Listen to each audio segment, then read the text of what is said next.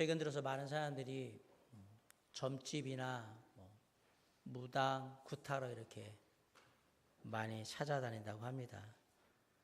경제가 어렵고 사는 게 어려우면 사람들이 어떻게 하면 좀 이 어려운 난관을 극복해 볼까, 벗어날 수 있을까라는 생각에서 이런저런 방법들을 찾게 되는 것 중에 하나가 바로 이런 어떤 점이나 굿 이런 것들 하는 게 아닐까라고 생각을 합니다.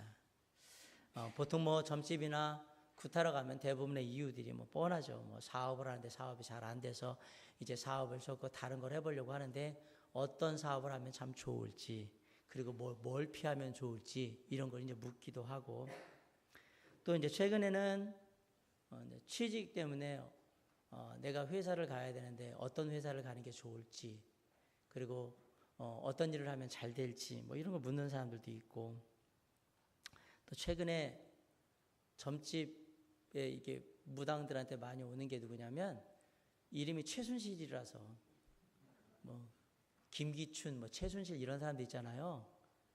또 대통령 이름도 바꾼다고 그러더라고요. 같은 이름이면 이게 뭔가 안 좋다. 최근에 제가 이제 그 기사에 보니까 엄마 이름이 수능 고3 학생 엄마인데 최순실이라 우리 아이 정유라 만들 것 같으니까 이름 바꾼다 그래가지고 개명을 해서 무당한테 와서 무슨 이름이 좋냐 장명을 해달라 그래서 바꿨다고 하는 경우도 있고, 그런데 경제가 어렵다 보니까 굿은 잘 안 한답니다. 그런데 그럼에도 불구하고 뭔가 크게 한 건 하고 한 방 터뜨려서 인생 좀 바꾸고 싶다 그러면 굿을 하게 되는데, 참고로 여러분이 나중에 기억했다가 사용하시라고 제가 굿 가격을 알려드릴 테니까 되시면 용한 무당 찾아가셔서 굿 하시기 바랍니다. 이 말도 제대로 못 이해하고 또 진짜 하시는 분이 있으면 큰일 나겠는데, 귀신 들린 것 같다라고 했을 때 귀신 안 들리게 하는 거는 800만 원. 그 다음에 귀신 들려가지고 이제 힘들어가지고 고통스러우니까 가위 눌리 그런다, 그거 퇴마 800만 원. 그 다음에 뭔가 좀 인생이 묶여가지고 잘 안 풀리는 것 같다, 결계 500만 원. 그 다음에 운빨이 좀 안 맞아가지고 운이 좀 탁 튀었으면 좋겠다, 운 맞이 굿은 800만 원. 평균가예요. 공시가니까 이거 더 달라고 그러면 왜 더 달라고 하는지 이해를 하셔야 돼요.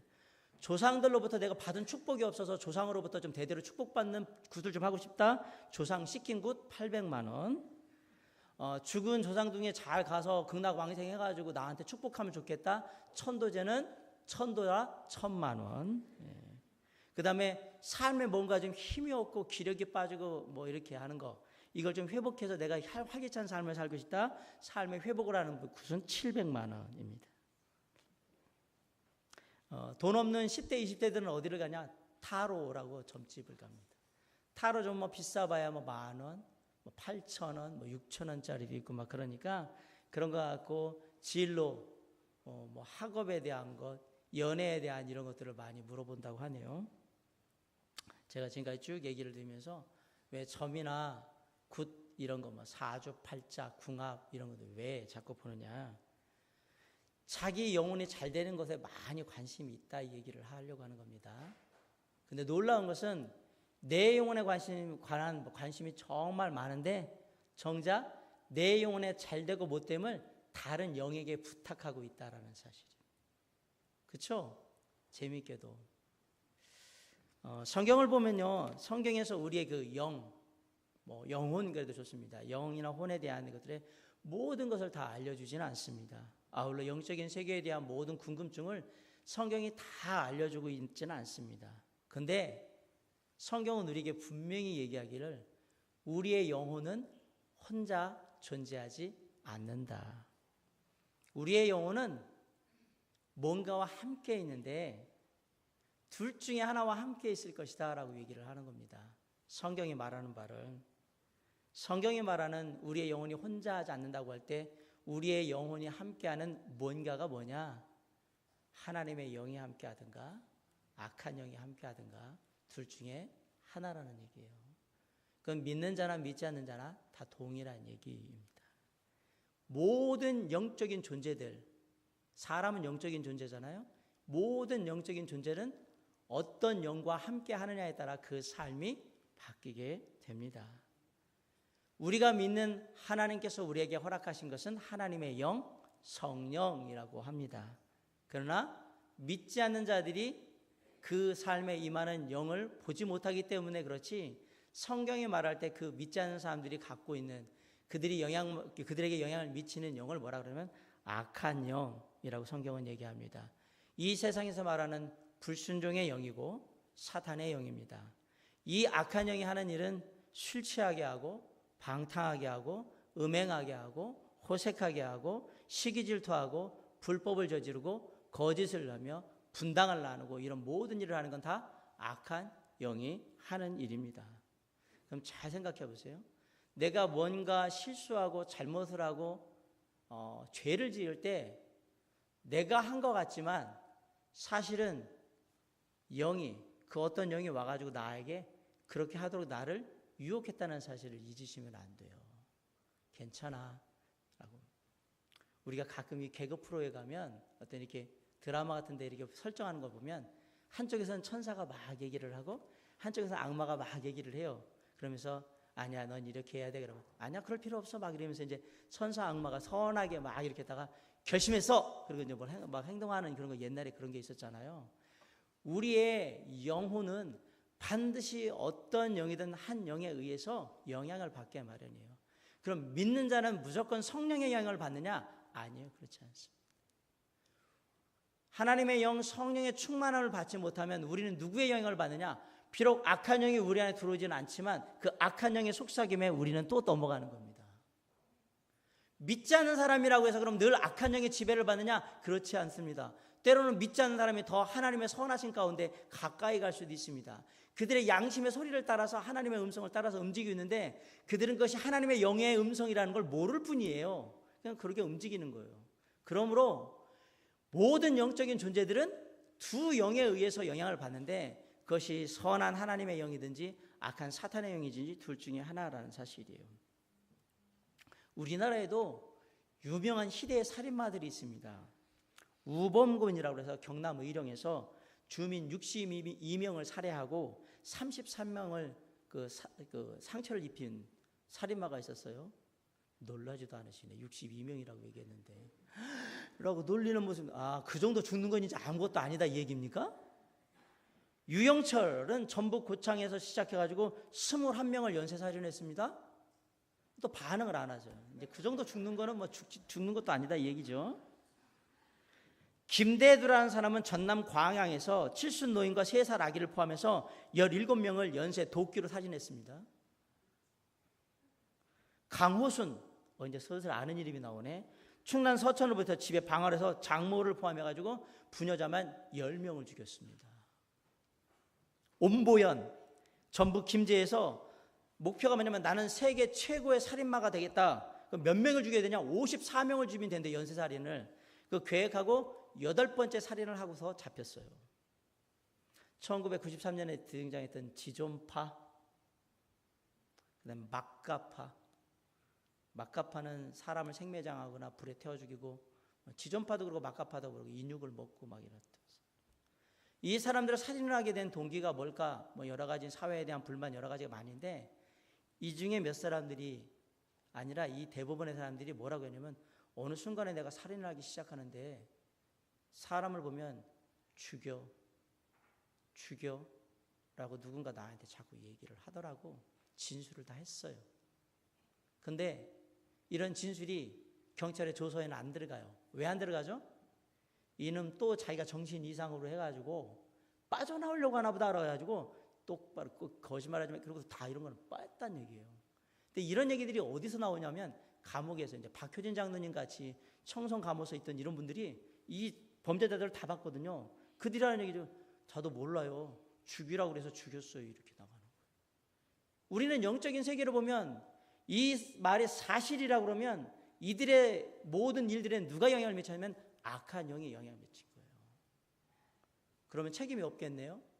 왜? 악한 영에 영향을 미쳐서 죽었으니까 나는 내가 한 거 아니잖아요. 아니요. 그 악한 영은 나로 하여금 그런 음성을 들려준 것이고 그 선택은 누가 해야 하는 것이냐면 내가 하는 것입니다. 결국은 선택한 자가 모든 책임을 다 지는 겁니다. 세상에는 두 개의 영이 우리의 삶에 영향을 미치는데 그것이 선한 하나님의 영이든가 아니면 악한 사단의 영이든가 그렇게 되는 겁니다. 다시 말씀드립니다. 내가 무슨 실수를 하거나 잘못을 하거나 죄악을 범할 때 나 스스로 혼자 하는 게 아니라 그 뭔가에 내가 영향을 받고 있다는 사실을 잊으시면 안 됩니다. 내 마음에 쓴뿌리를 갖게 하고 내 마음에 시기 질투하게 되고 내 마음에 악감정을 갖게 해서 뭔가를 표출하게 하는 것, 나는 그냥 그게 내 기분이고 감정이라고 생각하는데 아니요, 여기서 뭔가가 얘기를 하고 있는 거예요. 때려, 부셔버려, 욕을 해 라고 쭉 들어오면 탁 나가는 거예요. 바꿔 얘기하면 우리 믿는 자가 성령 충만하지 않으면 우리에게도 악한 영의 영향이 그대로 살아있게 된다라는 거예요. 그래서 얘기잖아요. 믿는 놈이 더하다고. 그 얘기가 뭔지 아시겠죠? 이제 우리가 항상 성령을 의지하고 하나님의 성령에 붙들마 되지 않고 어느 순간 우리의 생각이나 우리의 마음이 악한 영에게 가 있으면 세상 사람보다 더 거짓말도 잘하고 더 사기도 잘 치고 더 나쁜 짓도 하고 그러면서 더 많이 교회와 예수 그리스도에 욕하는 그런 사람으로 휙 바뀌어가는 거예요. 아, 이게 영의 문제구나라는 걸 우리가 알게 됩니다. 한번 확인해 보십시오. 지금 나는 어떤 영과 긴밀한 교제를 나누는 삶을 살고 있는가? 성경은 우리에게 하나님의 영, 성령과 늘 함께하는 삶을 살라고 얘기합니다. 그 성령과 함께하면 우리의 삶에 사랑이 넘치게 되고 기쁨이 충만하게 되며 다른 사람들을 불쌍히 여기게 되고 그 다음에 섬기는 자가 되고 신실하게 되며 마음이 평안케 되고 온유함으로 절제하는 그런 삶을 살 수 있다라고 얘기를 합니다. 지금까지 제가 말씀드린 건 성령 충만한 때에 9가지 열매에 대한 얘기를 했던 거예요. 성령에 충만하면 그렇게 된다라는 얘기예요. 아울러서 성령에 충만하게 될 때 우리가 성령과 밀접한 긴밀한 교제를 하게 될 때 우리는 담대하게 된다. 세상을 이길 수 있는 담대함이 바로 거기로부터 온다고 오늘 본문이 우리에게 얘기를 하고 있는 겁니다. 아까 제가 굿이나 점에 대한 얘기를 했는데 불확실한 미래에 대한 두려움이 우리에게 있기 때문에 자꾸 그렇게 하는 거거든요. 그런데 성경은 뭐라고 하냐? 불확실한 미래에 상관없이 너희가 어느 곳에 있든지 어떤 일을 하든지 늘 담대하게 세상을 이길 수 있는 그 담대함은 누구로부터 온다? 하나님의 성령으로부터 온다는 얘기예요. 13절에 보세요. 그들이 베드로와 요한이 담대하게 말함을 보고 그들을 본래 학문 없는 범인으로 알았다가 이상히 여기며 또 전에 예수와 함께 있던 줄도 알고 라고 했습니다. 13절에 담대하고라는 말, 하게라는 말이 29절에는 담대히라고 쓰여지고 있습니다. 사도들은 세상의 그 어떤 것도 두려워하지 않는 담대함이 있었다고 성경은 지금 얘기하고 있는 겁니다. 그러면 이런 사도들의 담대함은 어디서 왔을까? 흔히 우리가 말하는 어떤 대단한 용기, 담대함 또는 대담함, 어디서 오느냐? 여러 가지 경우에 생길 수가 있어요. 뭐 생각해 보면 무지에서 담대할 수도 있습니다. 하룻강아지 뭐 무서운 줄 모른다고요? 네. 하룻강아지는 왜 호랑이 무서운 줄 모를까요? 세상에 나온 지 하루밖에 안 돼가지고 눈에 뵈는 게 없어요. 그러니까 호랑이 앞에서 깝죽 때리고 까부는 거예요. 호랑이가 얼마나 무서운지를 몰라요. 이틀 강아지나 3일 강아지는 안 그럴 텐데 이 하루 강아지는 법 무서운 줄 몰라요. 이걸 사람에게 하면 뭐라고 그러냐면 무식하면 뭐 하면 용감하다고요? 네, 무지에서 대담할 수도 있어요. 그런데 오늘 본문에 나오는 사도들은 무지에서 용감한 사람들이 아닙니다. 그건 아니고요. 두 번째, 어떨 때 사람들이 담대해지고 대담해질까? 천성적으로 담대하고 대담한 사람이 있을 수 있어요. 우리가 흔히 말하는 담대하다, 대담하다 이 말을 좀 더 이렇게 비속어처럼 말하면 간이 부었다, 간이 크다 이렇게 얘기해요. 간이 크네, 간이 본네 이렇게 얘기하거든요. 그게 담대하다, 대담하다는 말에 좀 부정적인 의미이긴 해요. 그러면 간 큰 거하고 담대한 거하고 뭐하고 차이가 있을까? 관계가 있더라고요. 참 목사 참 힘들어요. 이것도 또 의학적으로 제가 밝혀냈어요. 다 찾아가지고 담대하다, 대담하다고 할 때 이 담은요, 담낭, 쓸개를 말합니다. 쓸개를 말하는데 담낭은 우리 몸의 화학 공장의 간이에요. 간에서 모든 것을 만들어내고 이렇게 해독을 해요. 간에서 합성된 담즙이 저장되는 데가 뭐냐면 담낭이었던 거예요. 근데 간이 크면 담즙을 많이 만들어낼 수 있겠죠? 간이 크면 담즙을 많이 만들어낸단 말이에요. 빨리빨리. 그 많은 담즙을 저장하려면 담낭, 쓸개가 커야겠죠. 그죠? 그 간이 큰 거예요. 한약에서는 간이 큰 사람을 뭐라고 하냐면 담대하다, 담력이 있다 이렇게 얘기했던 거예요. 담에 힘이 있다. 이거 그냥 막 쓰는 말이 아니었구나. 그죠? 이게 천성적으로 체질이 그렇게 타고난 사람들이 있어요. 그래서 이렇게 잘 무서워하지도 않고 이러는 사람들이 있거든요. 이게 한의학적으로는, 의학적으로는 증명이 되는 얘기예요. 그러나 지금 이 제자들은 한의학적, 의학적으로 담대한 사람들이 아닙니다. 왜? 예수님 잡혀갈 때 다 도망간 걸 보면 얘네들 담대한 사람들이 아니었어요. 그렇죠? 드물기는 하지만 훈련을 통해서 담대해지는 사람들도 있어요. 담력 훈련. 이게 또 수련회 가거나, 예전에 제가 도림교회 있을 때 수련회 갔을 때 이 담력 훈련 코스를 해가지고 시골길 가게 하고 흉가 가게 만들고 막 그런 적이 있어요. 네, 사죄드립니다. 네. 우리 청년부, 청소년부들 폐가 보낸 장본인이 바로 저였습니다.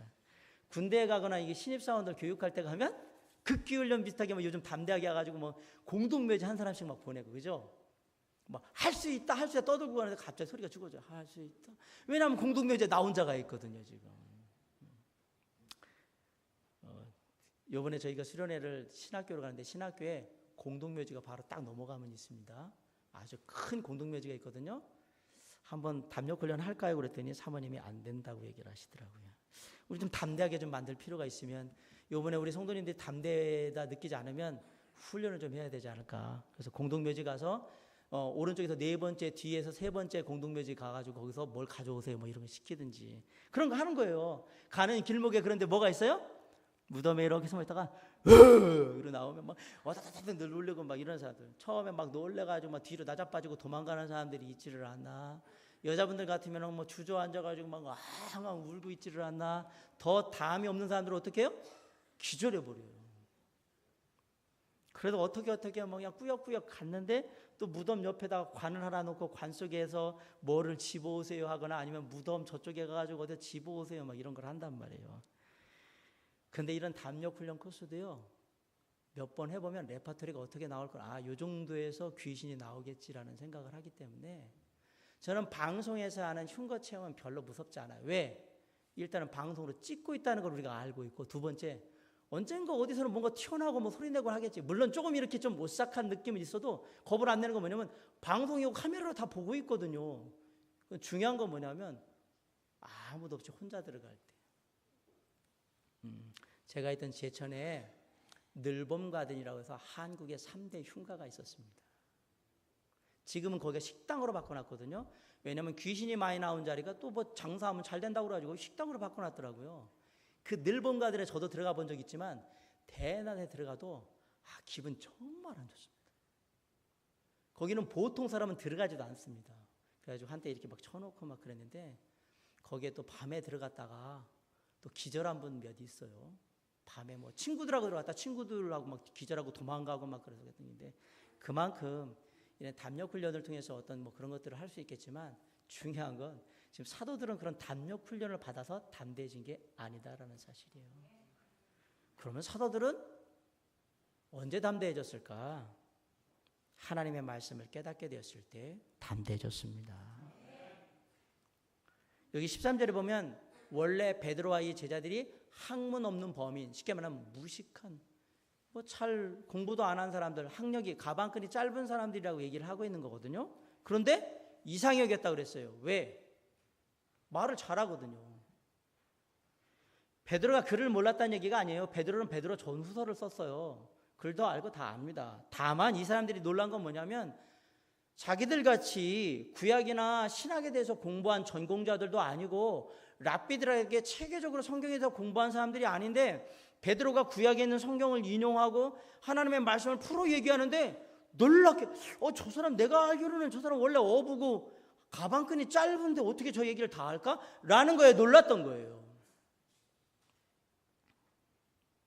담대함은 어디서 오느냐? 하나님의 말씀을 온전히 깨달으면 담대해진다는 말씀. 이제 베드로와 제자들이 하나님의 말씀, 예수 그리스도께서 자신들에게 하신 말씀이 뭔지를 딱 깨닫고 나니까 담대해진 거예요. 사실 성경을 통해서 인생이 어떤 것이고 우리가 어떻게 살아야 되고 죽음이란 뭐고 이런 거에 대해서 우리가 확실하게 알게 되면 세상에 무서울 거 없어요. 사람 관계가 어떻다는 거 성경에 다 나와 있어요. 잠언서 보십시오. 인생이 뭐냐 전도서 보시면 됩니다. 삶의 문제가 어떠냐 욥기 같은 거 이렇게 딱 보시면 그 문제에 우리가 어떻게 하며 사람들에게 대인관계 속에 어떤 문제들이 있는지 다 알 수 있습니다. 고린도서 2장 14절에 뭐라 그러면 항상 우리를 그리스도 안에서 이기게 하시고 우리로 말미암아 각처에서 그리스도를 아는 냄새를 나타내시는 하나님께 감사하노라.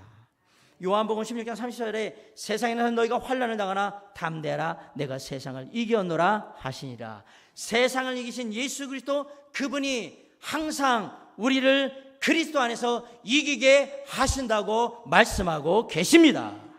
우리의 담대함은 하나님의 말씀, 이 하나님의 약속의 말씀이 바로 나를 향한 약속의 말씀이라고 분명하게 깨달아질 때 우리는 담대하게 되는 것입니다. 나는 세상을 이길 수 있다. 무슨 근거로? 하나님의 말씀이, 세상을 이기신 하나님의 말씀이 나로 하여금 세상을 이기게 한다고 분명히 약속하고 있으니까 고린도서 2장 14절. 그러면 담대한 거예요. 말씀을 온전히 깨달으면 담대해져요. 사람들이 고통스러워하는 것 중에 가장 큰 고통이 뭐냐? 죽음에 대한 두려움으로 오는 고통이에요. 내가 죽게 되면 어떻게 되지? 내가 죽을 병에 걸리면 어떡할까? 내가 사고 나서 죽으면 어떡하나? 죽음이라는 문제 앞에서 이 문제에 대한 온전한 하나님의 음성을 듣지 않는 한 다 벌벌 떨어요. 죽음 앞에는 항우 장사도 소용이 없는 거예요. 죽음 앞에는 대통령도 소용이 없는 거예요. 모든 인간은 죽음 앞에 두려워합니다. 그런데 사람들이 다 그렇게 두려워하는데 사도 바울이 고린도후서 5장에서 뭐라고 그러냐면 내가 속히 주님께 가기를 원한다. 바꿔 얘기해. 나 빨리 죽고 싶다라고 그래요. 아니 보통의 사람들은 다 오래 살고 싶다고 하는데 사도 바울은 왜 빨리 죽고 싶다고 하느냐? 사도 바울은 죽음에 대한 하나님의 약속의 말씀을 정확하게 이해하고 있는 거예요. 이 육신의 장막, 몸 안에 잠깐 있다가 하나님의 때가 되면 어디로 가요? 영원한 하늘에 하나님이 예비하신 장막으로 가는 거예요. 그 죽음은 뭐예요? 이 육신의 장막에서 영원한 하늘의 장막으로 이사하는 거예요. 사도 바울은 죽음을 그렇게 이해하니까 아이고 이 힘든 세상 이제 그만 살고 이제 빨리 죽었으면 좋겠다 이렇게 얘기했던 거예요. 왜? 하나님의 약속을 분명하게 믿기 때문에 그 말씀을 온전히 깨닫고 나는 죽는 것이 아니라 하나님께 가는 거라고 믿기 때문에 빨리 죽어야지 라고 생각하는 거예요. 사도 바울이 이 땅에 살아있는 이유는 딱 하나였어요. 한 영혼이라도 더 하나님께 인도하고자 함이라. 그거 이외에는 이유가 없다고 그랬어요.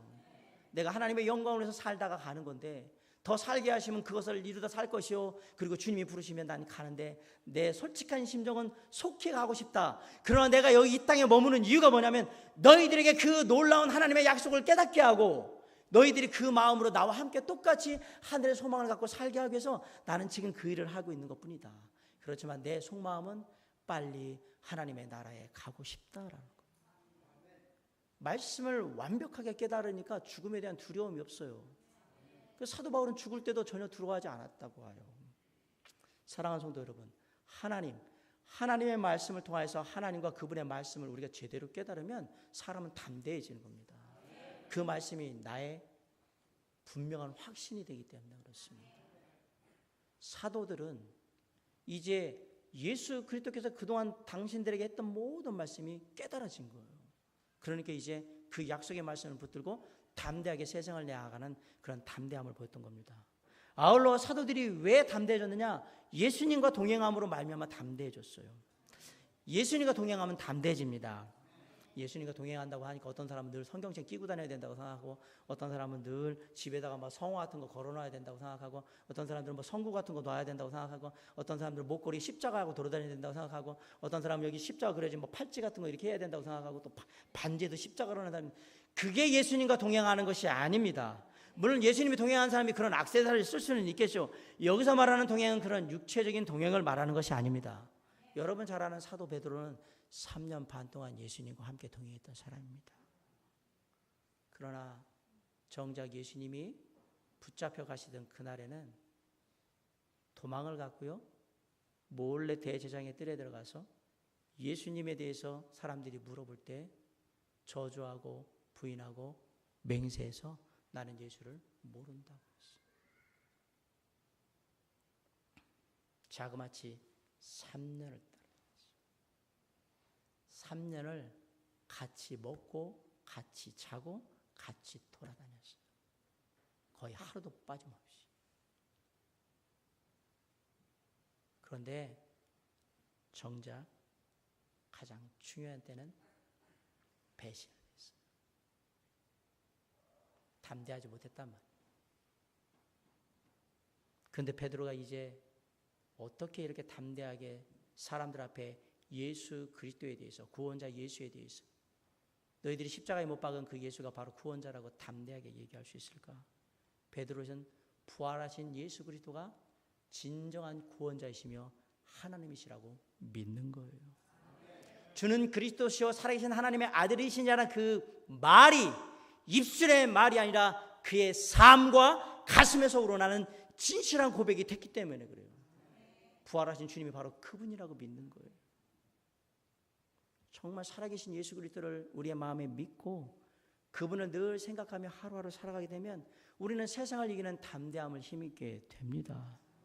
걱정 근심이 와도 수고하고 무거운 짐진 자들아 다 내게로 오라 하셨으니까 가고 너의 염려를 다 누구에게 맡겨라?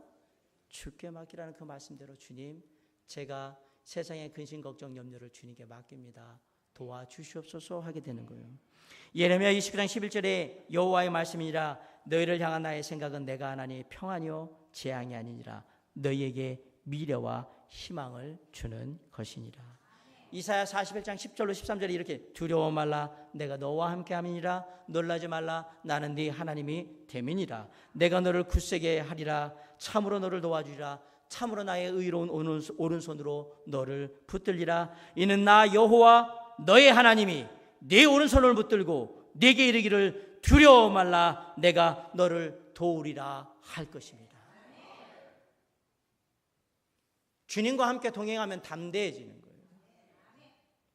주님이 곁에 계신데 아무 두려울 게 없죠. 제가 많이 예화해서 얘기했잖아요. 아이들이 아빠와 함께 놀이터에 가면 아이들이 아주 액티비티하게 아주 활동력 있게 막 하고 친구들 앞에서 막 뻐기면서 막 그럽니다. 왜? 내 뒤에 누가 있으니까? 아빠가 있으니까. 똑같습니다. 하나님의 자녀는 주님과 함께 할 때 가장 담대하신 것입니다. 그래서 우리는 항상 주님과 동행해야 하는 겁니다. 주님 오늘은 어떻게 살까요? 주님 이 일은 어떻게 할까요? 주님 제가 어떤 마음으로 이 얘기를 들어야 되겠습니까? 주님 어떻게 이 일을 처리할까요? 항상 주님께 물음으로 주님과 함께 동행하는 삶을 살면 우리의 삶이 담대해진다. 이 놀라운 담대함의 비밀을 잊지 마시기 바랍니다. 세 번째로 믿음의 체험을 할 때 우리는 담대해집니다. 많은 사람들이 믿음을 가지고 있다고 얘기를 하는데 어떤 때 간증을 들어보면 그 믿음이 관념적인 믿음일 경우가 참 많습니다. 관념적인 믿음이라는 얘기는 뭐냐면 머릿속에만 있는 믿음, 생각에만 그냥 존재하는 믿음이라는 얘기예요. 바꿔 얘기하면 그 믿음의 체험이 없는 거예요. 그냥 생각만 그렇게 하고 있는 거예요. 그러니까 담대하지도 못하고 믿음대로 살지도 못합니다. 교회에 웬만큼 다니면 하도 여러 사람들과 교제하면서 믿음이 뭐냐, 신앙생활은 믿음으로 하는 거야, 믿음은 이런 거야 막 얘기를 많이 들어요. 그런 거구나. 그리고 저같이 이렇게 설교를 하거나 성경 공부를 하면 믿음은 이런 겁니다. 제가 막 얘기를 하잖아요. 목사님 얘기하실 때 믿음은 이런 거구나 얘기를 많이 듣습니다. 중요한 건 그 믿음에 대한 나의 개인적인 체험이 없다라는 사실.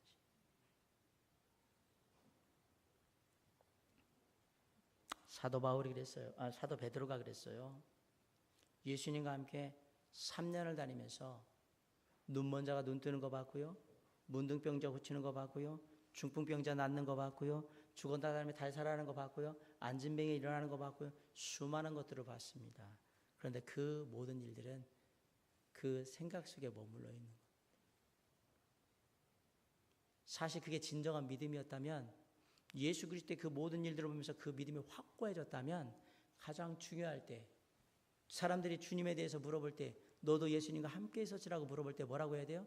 내가 저분 예수 그리스도의 제자라고 맞다고 얘기를 해야죠. 안 했어요. 이유가 뭘까? 그의 삶에 믿음의 체험이 없어서 그래요. 근데 이제 베드로가 담대하게 얘기해요. 예수 그리스도가 구원자라고, 그분이 살아계신 하나님이라고, 그분을 믿어야 한다고, 너희가 십자가에 못 박은 그분이 바로 우리의 구세주 메시아라고 얘기합니다. 어떻게 그럴 수 있었을까? 이제 머릿속에만 생각 속에 있던 그 믿음이 아니라는 사실이에요. 이제는 봤던 예수님이 병 고치고 모았던 그 모든 일들은 예수님의 이야기였지 베드로의 이야기는 아니었습니다. 그런데 이제 베드로에게 놀라운 일이 일어났습니다. 베드로가 성전 미문에 앉아있던 안진뱅이 거린에게 얘기합니다.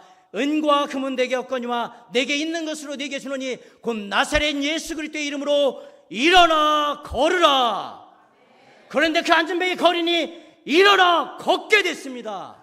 이건 예수 그리스도의 이야기 아니라 주 예수 그리스도의 이름으로 펼친 나의 이야기, 베드로의 이야기가 된 것입니다. 그래서 담대한 거예요. 더 놀라운 건 뭔지 아십니까? 그 안진뱅이 거린 일어난 사람이 같이 있어요. 14절에 또 병 나은 사람이 그들과 함께 섰는 것을 보고 비난할 말이 없는지라. 내 믿음의 체험의 증거가 옆에 있단 말이에요. 내가 갖고 있단 말이에요.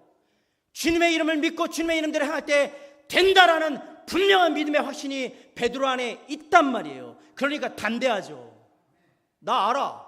내가 해봤어. 돼. 믿으니까 되더라고. 믿음대로 하니까 되더라고. 그 담대한 거예요. 사랑하는 성도 여러분, 여러분에게 이런 믿음의 체험이 있습니까? 이게 있어야 합니다. 신앙생활을 하면서 가장 불행한 사람이 어떤 사람이냐? 신앙생활을 하는데 직접적인 나를 향한 믿음의 체험이 없는 사람이 제일 불행한 사람입니다. 그 사람에게 신앙은 항상 머릿속에 있는 거예요. 생각 속에만 있는 거예요. 모든 신앙이. 그러니까 말만 많아져요. 신앙은 입으로 하는 게 아니라 삶으로 하는 거예요. 그래서 오랜 신앙을 한 사람들은 말을 줄이고 뭘 했던 거예요? 몸소 움직여서 행했던 거예요. 믿음대로. 신앙생활을 머리로 생각으로 하는 사람은 장님이 코끼리 다리 만지는 거하고 똑같은 거예요.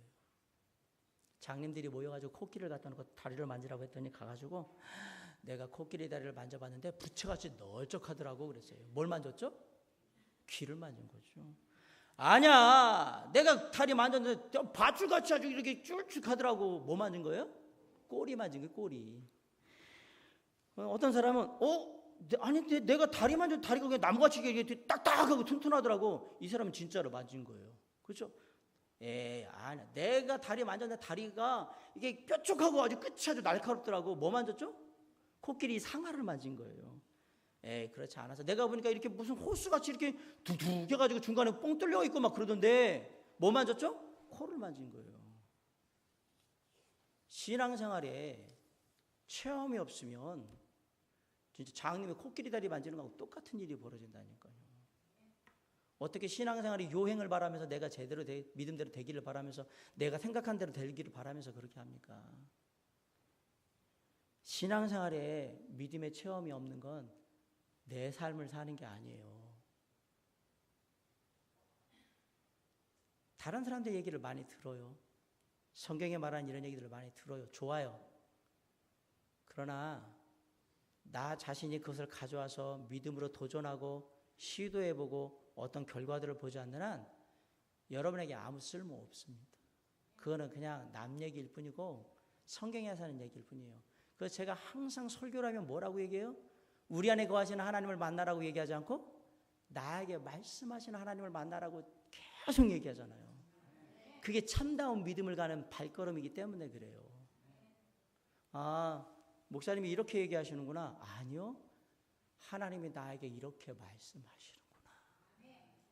그게 믿음이 체험해 가는 첫 번째 발걸음이에요. 나에게 말씀하신 그 말씀대로 내가 이렇게 하리라 하고 하면 그것이 믿음의 체험이 되는 겁니다. 사랑하는 성도 여러분, 여러분들은 여러분의 신앙생활 속에서 영적인 안전뱅이 거린을 일으켜 본 적이 있습니까? 저는 지금 육신의 안전뱅이 거린이라고 말하지 않습니다. 영적인 안전뱅이 거린, 내 삶을 붙들고 있는 영적인 안전뱅이 거린들을 일으켜보는 믿음의 역사를 경험해 본 적이 있느냐라고 물어본 겁니다.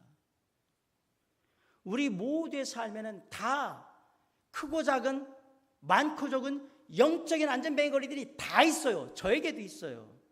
때로는 내 가족이, 때로는 내 자녀들이, 때로는 내 남편이, 때로는 내 아내가, 때로는 내 친구가, 내 동료 직장 상사가, 때로는 나의 건강이, 때로는 내 직장이, 때로는 내 욕심이, 때로는 나의 안 좋은 습관이 나에게 영적인 안전뱅이 거린이 되어서 내가 하나님 앞에 온전히 가고 담대하게 세상을 이기는 삶을 살지 못하도록 나를 붙들어 끌어내립니다. 이 영적인 안전뱅이 거린들을 믿음으로 다 일으켜 세우셔야 합니다. 그래야 담대해질 수 있는 겁니다. 믿음으로 하니까 되더라라고. 사랑하는 성도 여러분, 우리의 삶의 믿음의 역사는 의외로 가까이에 있습니다. 가까이.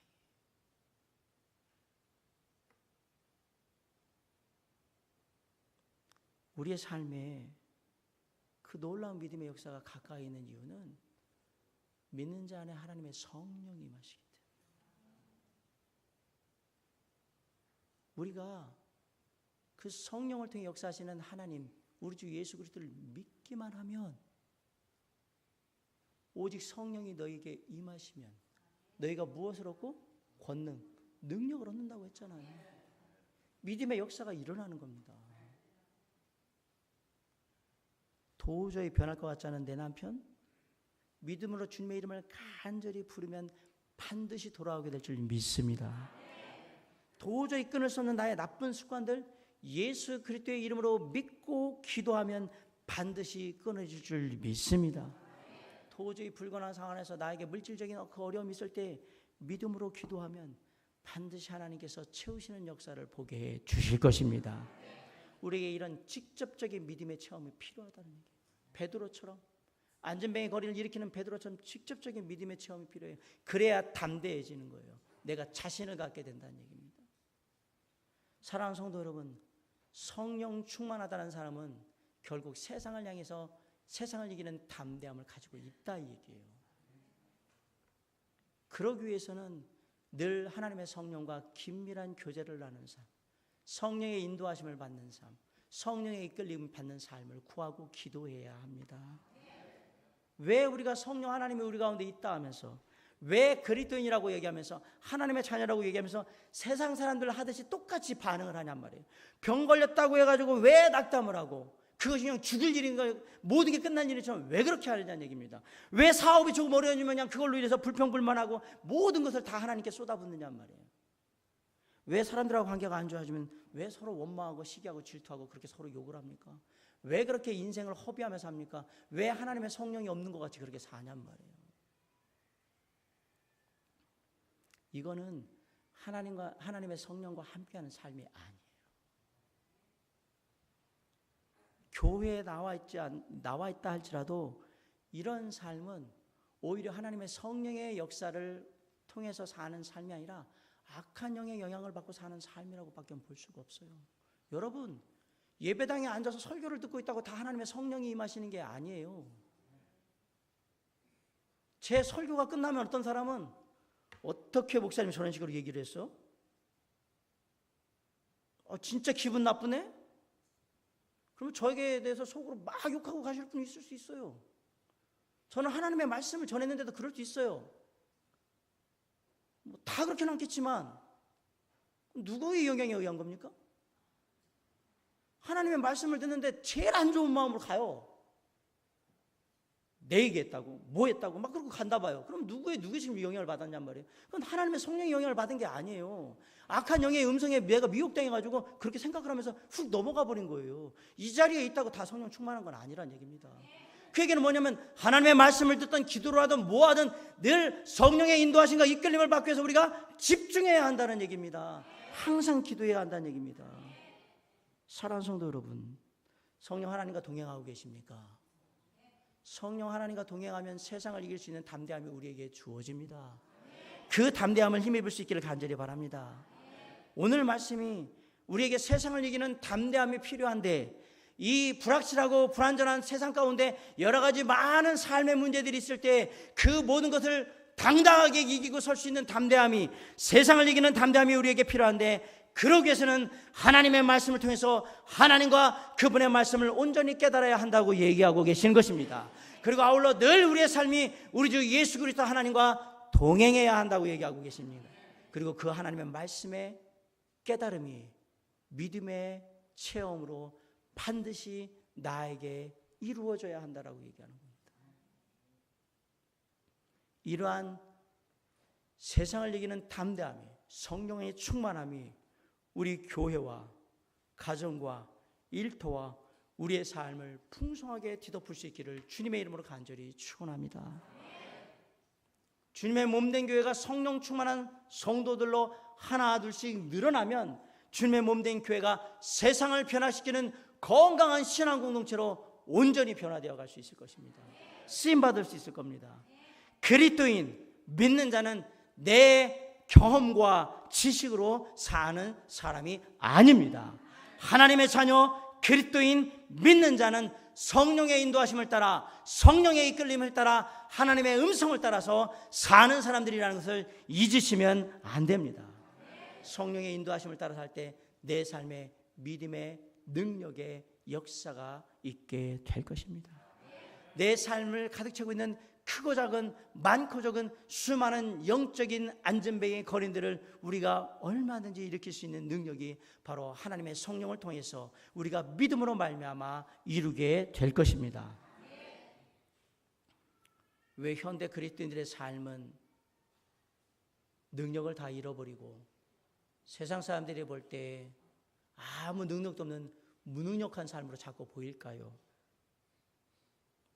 우리가 성령 하나님과 긴밀하게 교제하는, 늘 성령 하나님의 이끌림 바의 삶을 살지 못했기 때문에, 그러므로 말미암아 세상을 이길 수 있는 담대함이 우리에게 없기 때문에 우리가 무기력하게 보이는 겁니다. 사랑하는 성도 여러분, 성령 하나님과 친밀히 교제함으로 세상을 이기는 담대함을 얻고 저와 여러분의 삶과 우리의 가정과 일터와 우리의 몸된 교회가 믿음으로 온전히 회복될 수 있기를 주님의 이름으로 간절히 축원합니다. 아울러 저와 여러분의 인생이 성령의 충만함을 통해서, 성령 하나님의 역사하심을 통해서 지금보다 훨씬 더 능력 있는 놀라운 은혜로운 삶으로 부흥할 수 있기를 주님의 이름으로 간절히 축원합니다. 아울러 주님의 몸된 교회가 성령 하나님과 함께함으로 말미암아서 영혼을 세우고 영혼을 살리며 주님의 일을 이루어 하나님의 나라를 확장해가는 귀한 도구로 쓰임받을 수 있기를 주님의 이름으로 간절히 축원합니다.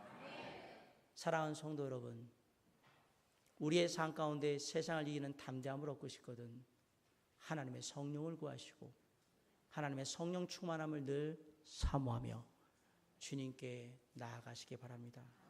주께서 오늘 하나님의 말씀으로 우리에게 깨닫게 하셨습니다. 그 깨달은 말씀을 가지고 주님과 동행하여 우리 주님을 대신하여 이 땅에 역사하시는 하나님의 성령을 통해 믿음의 놀라운 체험들을 이룰 때 우리는 능히 세상을 이기고 또 남음이 있게 될 것입니다. 저와 여러분의 삶 가운데 임하시는 하나님의 성령을 외면하지 마시고 그분을 우리의 마음 가운데 모셔드리고 그분과 함께 삶을 살아나감으로 말미암아 승리하는 저와 여러분이 될 수 있기를 주님의 이름으로 간절히 축원합니다. 기도하시겠습니다. 사랑과 은혜가 풍성하신